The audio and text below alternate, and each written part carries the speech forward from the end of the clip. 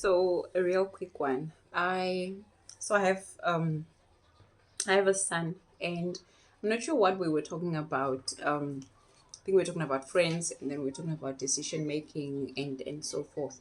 And then I think he paused for quite a while, and then he was like, "Ma, do you think that if we were in the same age group, do you think we would be friends? Do you think you'll hang with us like as a buddy, as a good friend?" And that got me thinking, and I was like, I don't know. I think so. I think we might have been friends. And then he asked me, so why? And I'm like, maybe I was a little bit timid growing up. I was a little bit shy. I was a little bit, I wasn't confident enough. I was at I was at a school where I was always the first in the family, or I was in the Afrikaans class, meaning like, yeah. So I was like, I don't know. Maybe we would have been real cool.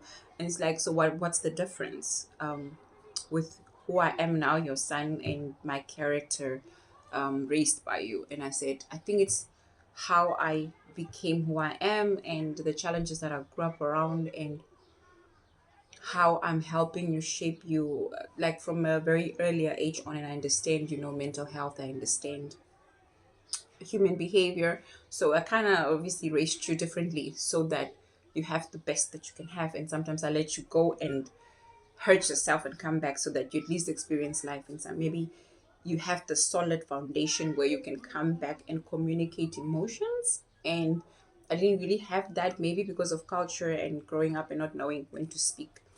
And if it was safe to speak, if you would get the support that you needed or not. Because sometimes our parents didn't always have the resources to help you with what you're supposed to cope. So it's like you're supposed to be seen and just be there and not really complain.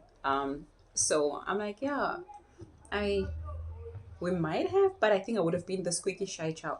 So I'm talking about this so that it also helped make me think that if you as a parent, or if you're an aunt or an uncle, and then you have this favorite niece or that niece or nephew that loves you, or that just looks up to you with who you were as a teenager, if the choices that you had made then defines who you are right now, if it's in a positive light, it's really good because you can have a conversation with them and open up and share experience and talk to them through it because you understand what they might be going through and what they shouldn't engage in with detail, not just like, hey, don't do that, I don't like that, that's bad for you. Sometimes kids need to be explained why.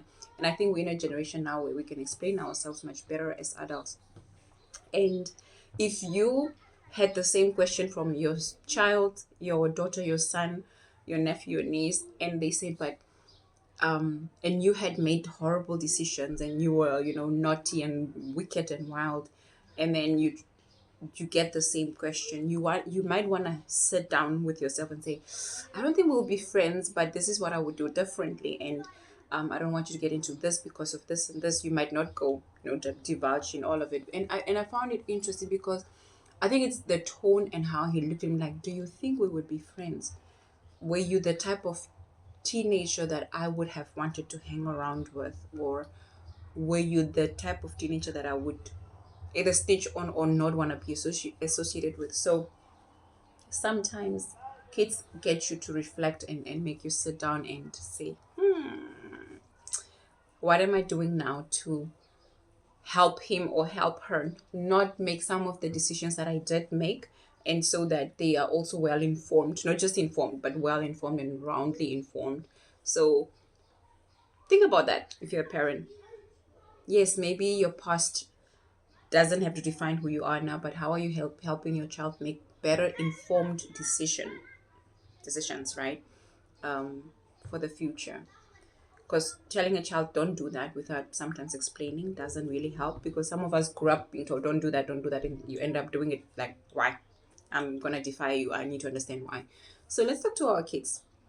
And if you are not proud of who you were then, and you kind of making the same mistakes now, sort yourself out. Because one day your child might ask, so hey, if I'm an adult like you, would I really like you or not as a peer? And then you'd be like, maybe or maybe not, because I'm selfish. I might not like this and this. But sometimes kids are very honest with you and they tell you that maybe mommy, you need to change this, or daddy, you need to change this, or work on this, and it's not offensive.